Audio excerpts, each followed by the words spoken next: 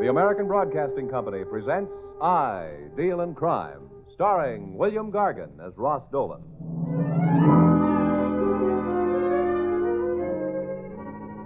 This is Ross Dolan speaking. About a woman named Abigail Murray. And if you can draw a picture from the name Abigail, your mental photography is probably correct.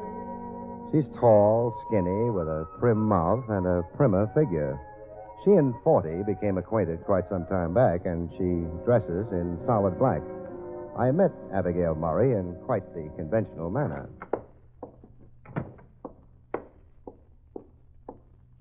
How do you do? All right, young man, if you're ready to take your feet off your desk and sit up like a gentleman, I'm ready to discuss a business matter with you. Oh, I'm so sorry, madam. I was so interested in your entrance that I forgot my manners. Oh, well, I can see that. You mind if I sit down? No, not at all. Please do. Thank you, Mr. Dolan. You are Mr. Dolan? Yep. I'm Abigail Murray. I live in Norwalk, and I'm here in the city on a visit. I see. Also, I happen to be a school teacher. I thought so, Miss Murray. Please, call me Miss Abigail. I'm used to that. Been used to it for 30 years. Okay, Miss Abigail it is. Now, I want to employ you, Mr. Dolan. You're to be my escort. Are you willing to be that? Well, that depends. No, we're not going out to nightclubs and places of that nature. If that's what bothers you, I'm not the type. No, I'm afraid you're not. I merely want you to drive me across the city this evening. I'm visiting an old pupil of mine, and I dislike driving in the dark. That's all, huh? Just drive you around tonight? Certainly. Miss Abigail, there must be more than that. If you just wanted to go across town, you could have taken a taxicab or the streetcar. Oh, no, I couldn't do that. It's all on account of the letter. Letter? Of course, the letter. The one I have in my purse. Oh, Miss Abigail, you didn't tell me about the letter. Well, naturally not. I haven't come to it yet. Well, this letter, what does it say? It merely says that I'm going to be murdered tonight. I took a long look at Abigail Murray, and believe me, she wasn't kidding. Also, in her prim New England manner, she wasn't particularly worried about the threatening letter either. She handed it to me, and I read it. Abigail Murray, you should have stayed in Norwalk. Now it's too late, because tonight you are going to die. How did you get this letter, Miss Abigail? It came to the hotel where I'm residing by special delivery. But who could have sent this letter? Do you have any enemies? Yeah, I've been a school teacher for 25 years. What do you think? Well, I think the police station is a good spot for you. Come on. Mr. Dolan, I wish you would dispel the notion that you can order me around like a simpleton. I've never gone to the police, and I'm not going to go now. But, Miss Abigail... Now, do you wish to escort me across town tonight, or shall I find someone else? Okay, you win. I'll be your escort. Fine. I'm staying at the plaza. Pick me up at 7. Oh, no. If you want me to guard you, I'm starting in right now. But I'm going to the beauty parlor. Having my hair waved. Well, I'll be glad to come along, to make sure the curl isn't too permanent.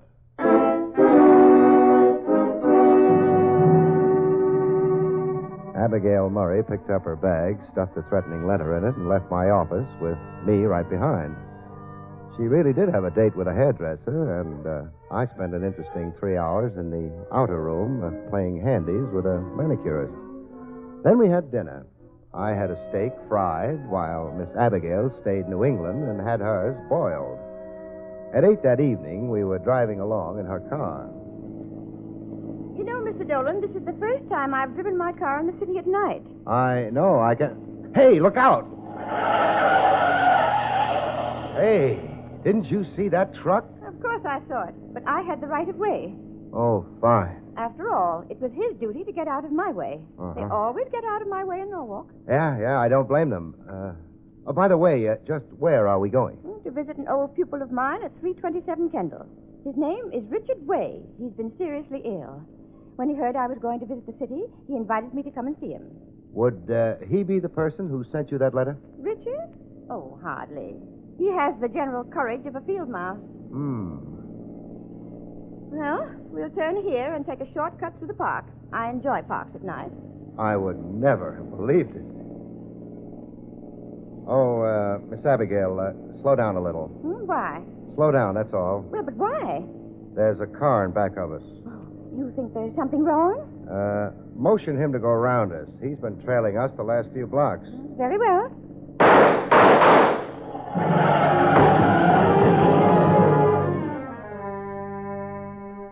The guy had fired 3 shots at us. Abigail let go of the steering wheel, and our car made a sharp right turn into a convenient tree. By the time I untangled myself and got out, the would-be killer had disappeared in a cloud of blue smoke. Those shots, they came right through the back window. He was shooting at us. Not us, Miss Abigail. He was shooting at you. Now, let me see if the car is all right, and then you and I are going to the police. We should have done that in the first place. I want to visit Richard Way. Later. Now, let's see. He's banged up the front of the car. Is everything all right, Mr. Dolan? Yeah, you didn't do any damage. Just dented one fender a bit. Uh-oh. Now, what's wrong? The tire, it's flat. Is there a spare in back? Oh, yes, of course. Well, hand me the keys, will you? We'll have to change that tire before we go any further. Here they are. Now, you just take it easy, and I'll have this beauty switched in a hurry. Perhaps I could help, Mr. Dolan.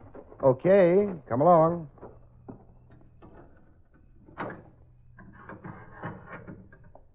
Now, we'll just take this wrench, find the jacket. Get back, Miss Abigail. Why? What's wrong, Mr. Dolan? What's that bundle in there? That's no bundle. That's the body of a man. A man? Well, tell him to come out immediately. I don't believe it would do any good. He's dead.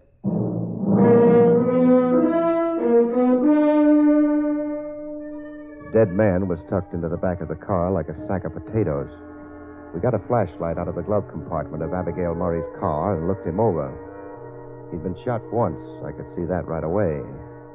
Then Miss Abigail gave out with a startled exclamation. Mr. Dolan, that's Richard. Richard? Richard Way, the man I was going to visit this evening. We've got to get to a telephone right away, Miss Abigail. The police will have to be notified. They'll ask a lot of questions? Oh, murder always brings out the bump of curiosity on a policeman's head. Oh.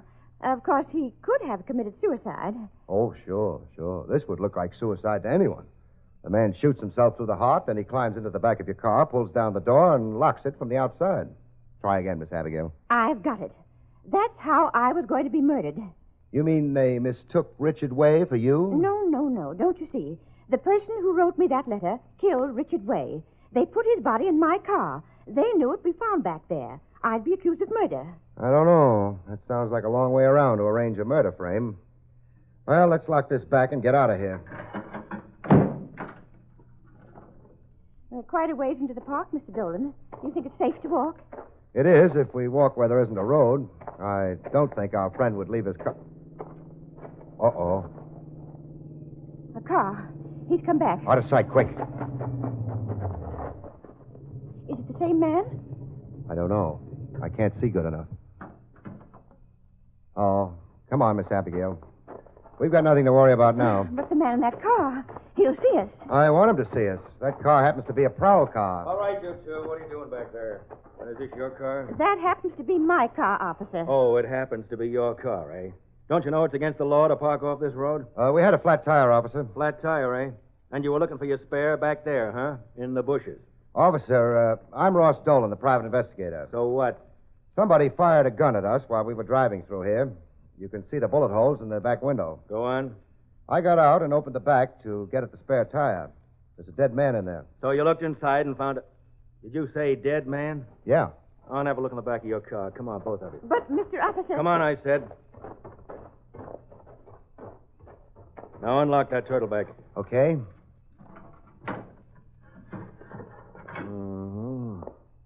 You didn't touch him, take anything out of his pockets. Naturally not. Do I look like the sort of person who would touch a dead man? You look like the sort of person who's coming down to headquarters and have a little chat. Headquarters? Why, this is disgraceful. Miss Abigail, if you'll only let me One might think that Mr. Dolan and I were murderers. Yeah, one might think you were.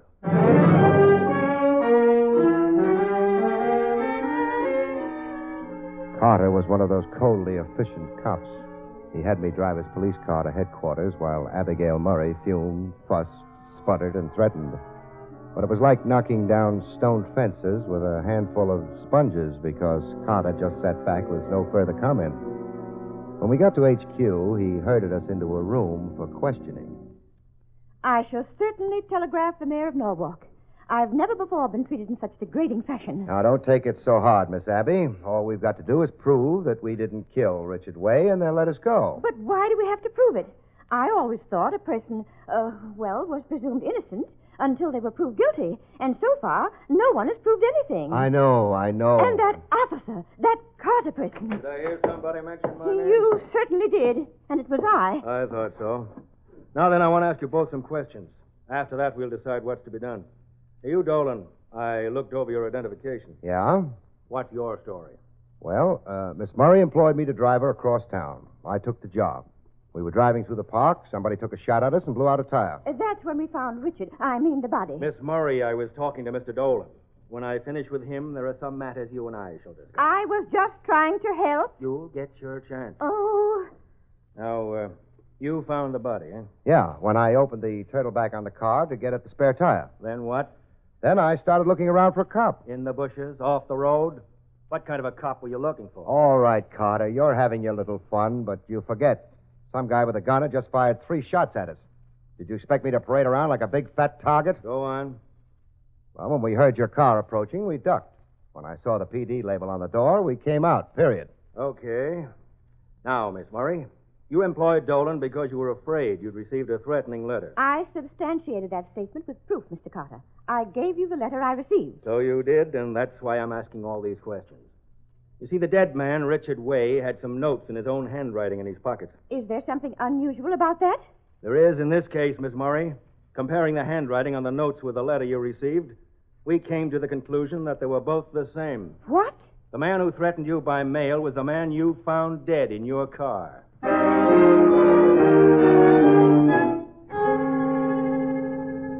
There was a lot of similar chit-chat which took place at police headquarters, but Carter finally let us go. He warned us not to leave town, which was a little ridiculous because I have an office here, and Miss Abigail told Carter she wouldn't miss the fun at this point for a carton of eggs. I took her back to the plaza and went home to my apartment, wondering what would happen next. An hour later, it turned out to be a blonde. I'm Fay Murray. You're Ross Dolan. And this is pretty late at night. What's on your mind, little lady? Don't little lady me, Dolan. Where's my aunt, Abby? Abby? Oh, you mean Miss Abigail. Yes, I mean Miss Abigail. Where is she? Well, the last I saw of her, she was digging a flannel nightgown out of her telescope bag down at the Plaza Hotel. Get out of the way. I'm going to search your apartment. You're going to what? Move, I said. Now, just a second. You can't come Shut up. busting in Where here. is she? Try my refrigerator. She's probably hiding behind an ice cube. I'm not going to waste time on you, Dolan. I came here to find my aunt. And if you don't turn her up in 30 seconds, I'll phone the police. I wish you would. And while you're calling, enter a complaint for me, too. I know all about you. You're one of those ruthless private detectives. You're 1 degree removed from a crook. You take money under tables and under false pretenses. And I'm going to turn you over my knee and spank you if you don't stop that. Now, what's this all about? You mean you don't know where Aunt Abby is? The last time I saw her, she was ready to hit the sheets for a full complement of slumber. What gave you the idea she was here? But I called her at the hotel. She didn't answer. How'd you get up here? A man answered Auntie's room. He said that she'd come up here, that you'd forced her to come with you. Me? Force Miss Abigail to do anything she didn't want to? Why, that little old gal has a mind all of her own. But then, who was the man in her hotel room? That's what we're going to find out. He's at the plaza. I just told you that. Oh. Dolan, are you sure you took her home? I certainly am. I wonder what could have happened to her. Plaza Hotel? Miss Abigail Murray, please. One moment. Did she answer? Give her a chance, will you?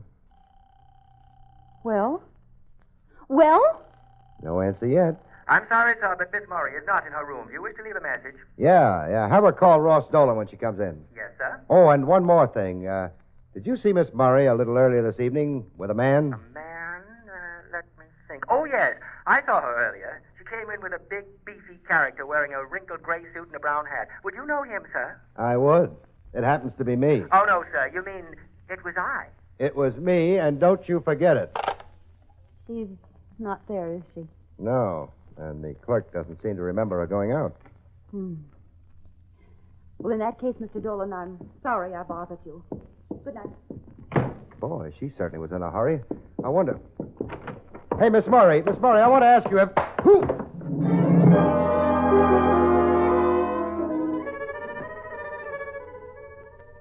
I never did find out what hit me, but from the size of the bump on my noggin when I woke up, I figured it was at least the Santa Fe Chief or a Constellation full speed ahead. The first thing that greeted my sight when I opened my eyes was a pair of black shoes. I let my eyes travel upwards. All right, Dolan, what did you do with her? Do with whom? Abigail Murray. She's disappeared. That's what I like about you, Carter. You always bring out the news when it's a day old. Get on your feet. I want to ask you some questions. You've just got no mercy at all.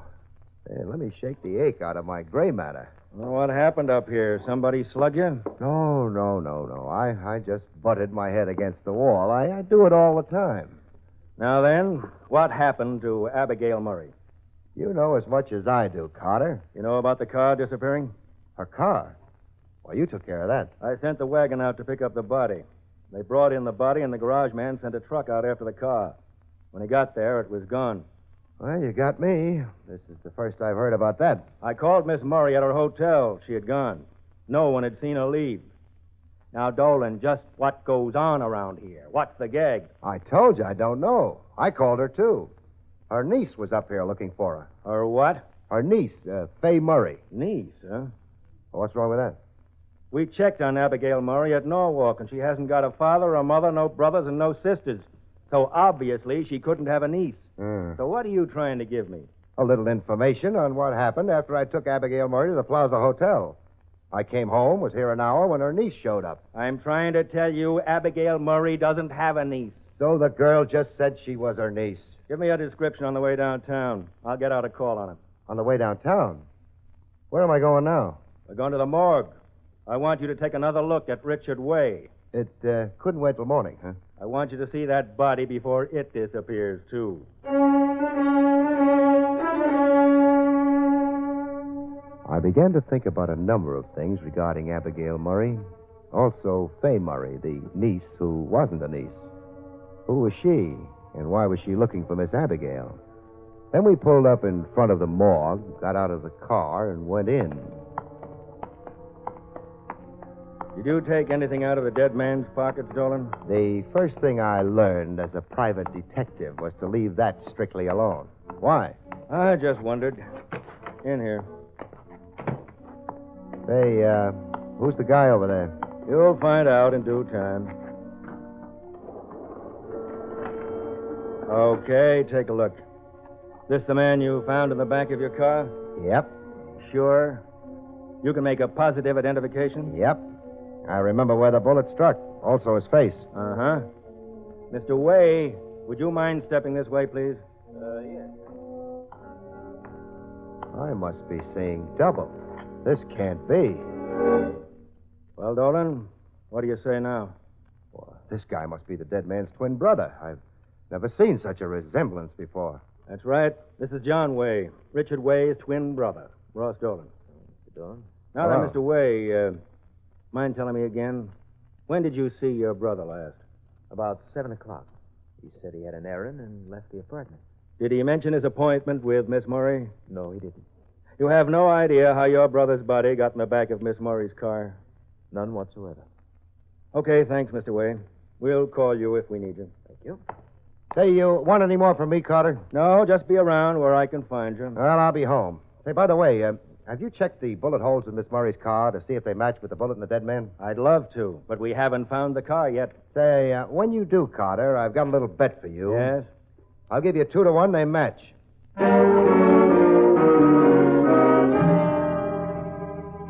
I walked out of the morgue onto the street, leaving a very puzzled Carter standing there, but no more puzzled than a private eye named Dolan. The street was dark and forbidding. The lights in that district were black with age, and the buildings were dark and gloomy. I wondered how one twin felt when the other one died, because I'd read stories about the invisible threads which bound such people together. Then I felt a hand on my arm. Dolan, wait.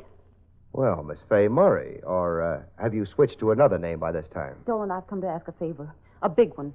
And I'm going to ask one of you. Just turn around and walk back into that morgue. There's a cop there named Carter who'd just love to meet you. Please, Dolan, listen to me. Forget all about Miss Abigail. You mean your aunt? Or aren't you the niece who isn't a niece? I can't explain anything to you right now, but if you'll promise me something, I'll tell you the whole story in a few days. Well, that's so kind of you. I get shot at, hit over the head, dragged around by the police, lose sight of my client, and you want me to wait. What for? This is a matter of life and death, Dolan. I'm asking you to forget about everything that's happened. So? Because if you don't, somebody else will die, too.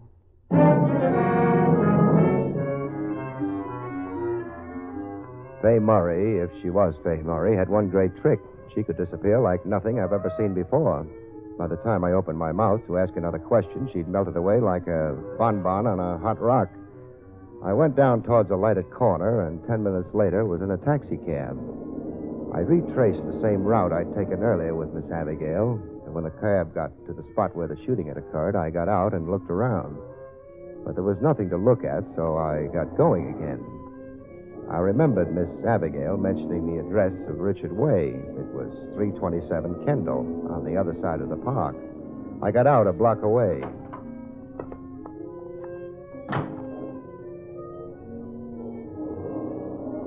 I stood there until the blinking red taillight had disappeared around the corner. I wanted to be sure no one had followed me.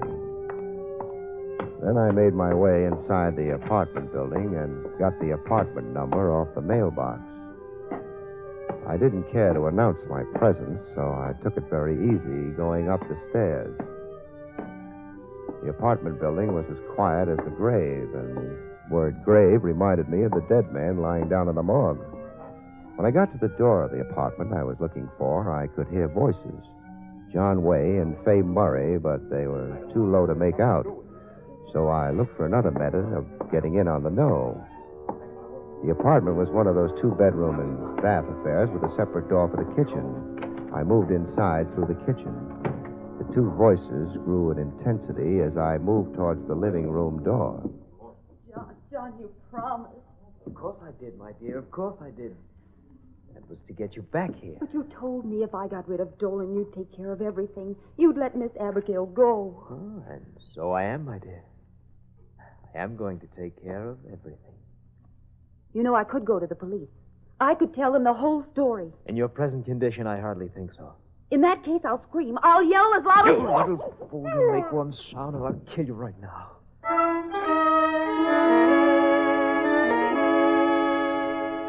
I took a chance and moved closer. What I saw surprised me, because the girl was tied in her chair, hand and foot, while John Way held his hand over her mouth. I started inside, but he was quicker than I was. Put up your hands. One move and I shoot. Dolan, I told you. You, come here. Sure. So, you just couldn't take Fay's advice. You had to come around here snooping, huh? I'm beginning to figure a lot of things, Way. You killed your brother. Well, you're very observing. Where's Abigail Murray? What'd you do with her? Oh? You want to know where Abigail Murray is, do you? Yeah. You know, I think I'll arrange for you to find out. I'll go a step further. I'll arrange for you to go with her. Well, she's still alive then, huh? Where is she? In the turtle back of a car. I put her there. Say, what's the matter with this guy, Fay? Is he off his crunk? He... Fay, if you say I'm insane, I'll kill you right here. So, that's the way it is. You think I'm insane, too, don't you? Perhaps I am. All my life, it's Richard this, Richard that, Richard the other thing. So I killed him. Now, you're in pretty deep, mister. Better hand me that gun. Oh, you think you're sly, don't you? You think I'm going to just hand it over like that? Well, I'm not. No? No. No, I've got it all set up. You, Fay, and Abigail are taking a little drive with me. Only I'm coming back alone. You stole the car, huh? Before the cops came back. Of course. That was very clever of me, don't you think? You answered the phone in Abigail Murray's room when Fay called her, didn't you? Of course. I dropped in to see my old teacher. We were such pals, you know. She always gave me such good marks. Hey, you're quite a clever guy. How'd you get her out of the hotel? Down the back way, servant's entrance. No, quite deserted. I arranged that, too. Then you came over and conked me on the head, huh? Yes, after I locked up Miss Abigail in the car. Well, you get around, Mr. Way. You see, I followed Fay. I thought she might do something silly like imploring you. But I prevailed upon her to forget it. Didn't I, my dear? You lied to me. You told me that if I got rid of Dolan, you'd let Miss Abigail go free. Oh, no. No. What I said was that I'd see that Miss Abigail was free. And she shall be. Because one is free when one is dead. What are you going to do? Drive the car in the river. They'll never find it buried in the mud. They won't find us either. Naturally not. You'll be in the car from now on. You, Fay, and Abigail. And what happens when you try to get me out of here? I could start a ruckus. Oh, I have that plan, too. Turn around. What for? I said turn. Okay. Now what happens? I'm going to hit you over the head. Not too hard, but just hard enough to keep you quiet for a while like this. No, drop it! You fool! You think you can make me? I think I can.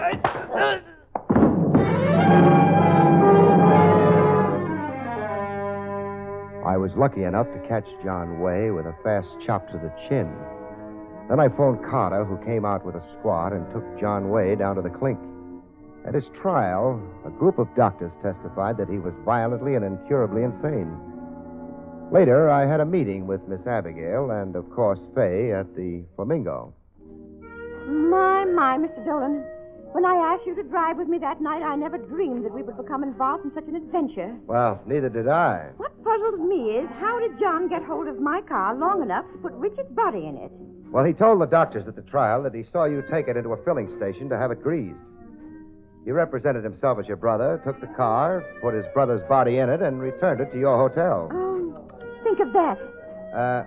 Why did he hate you so much, Miss Abby? And why hate his brother? You know, I can't understand that. Richard was gay, a good student, well-liked. John was exactly the opposite, moody, a bad student with violent dislikes. It probably gnawed away at his mind until he made it up to get rid of the two people he hated. Yeah, I think you're right. Well, now, let's talk about Fay here. Why the pose as Miss Abigail's niece? Fay, you're merely an old friend. Why did you say you were my niece? Only because I thought it might carry weight with Mr. Dolan. Only I was weighed and found wanting. Oh, purely in a business sense. Try me on the social time sometime. Tonight? The sooner, the better. And, of course, I'm coming along, too. Do you know, I've never been to a nightclub. I've never even done the rumba. Now, take it easy, Miss Abby. How do you know you like it? Oh, I shall. After all, a girl my age can get into trouble, too. Yeah, you can say that again. Good night, folks.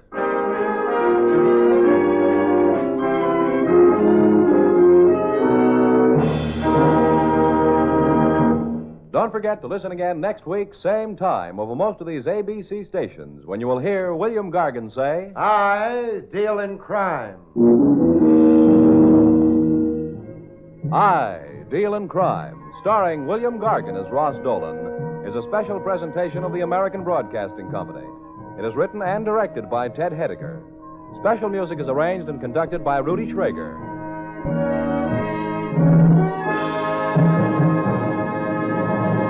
Now, here's a special program note. International intrigue. That's what David Harding finds himself involved in on tomorrow's thrilling counter-spy case. Don't miss David Harding Counter-Spy tomorrow afternoon over this same ABC station. This is ABC, the American Broadcasting Company.